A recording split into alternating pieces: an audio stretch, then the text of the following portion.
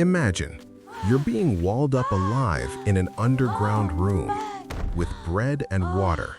No screaming, no trial, just for one mistake. Sounds like a nightmare? But until you make that mistake, you can pardon a condemned man, manage entire estates, even spit in a senator's face. Welcome to the Vestal Club. But how exactly did a girl become the most influential person in Rome, and why did this power demand such a terrifying price? We're finding out right now. The choice she never got. 6 years old, or maybe 10. She was chosen. No one asked her. In ancient Rome, a father couldn't refuse to give his daughter to the Vestals. Fine? Confiscation. Shame. The girl was taken from her home, hair cut off, dressed in white. Seems like the end of freedom? But right here, her power began. Because this girl got rights no other woman in Rome had. How did that happen? And why were those rights tied to one single condition? Power you couldn't ignore. One touch of her hand. A slave was free. Her carriage could go anywhere, even through the forum, even into restricted zones. If she walked past an execution, the death penalty was canceled automatically. Her testimony in court was accepted without an oath. A Vestal's word weighed more than a senator's. She didn't submit to a husband, didn't obey her father. The only woman in Rome with legal independence. Sounds like a breakthrough? But this independence hung on one fragile condition. Break it, and everything disappears. What was that condition? And what happened to those who broke it? The vow that lasted a lifetime. 30 years. 10 learning. 10 serving. 10 teaching. 30 years without marriage, without relationships, without children. In a city where the elite openly celebrated bacchanalias, a Vestal lived in isolation.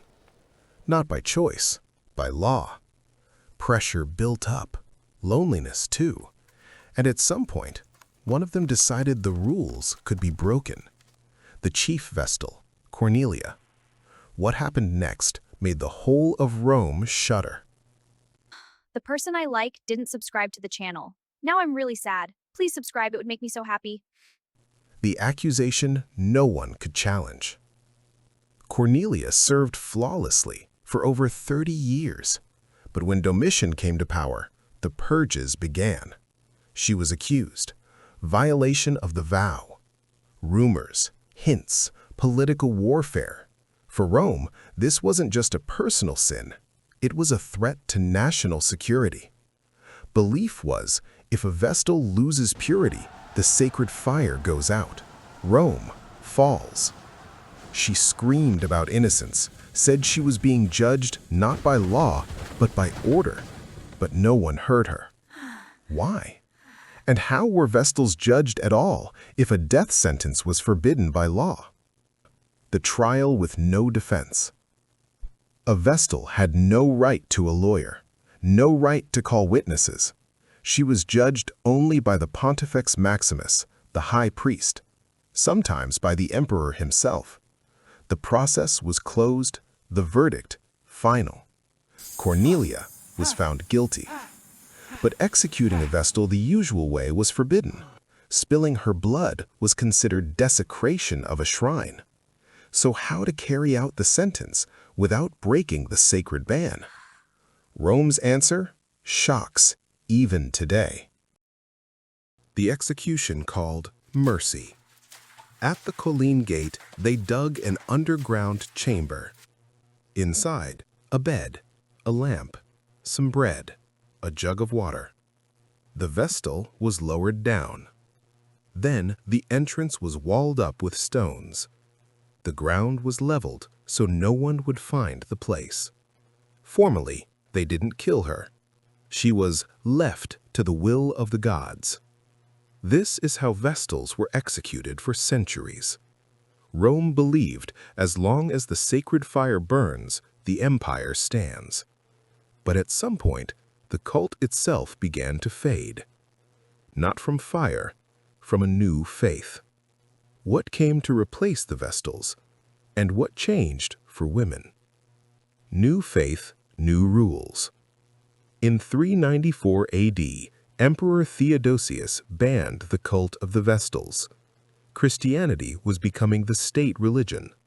Pagan temples were closing.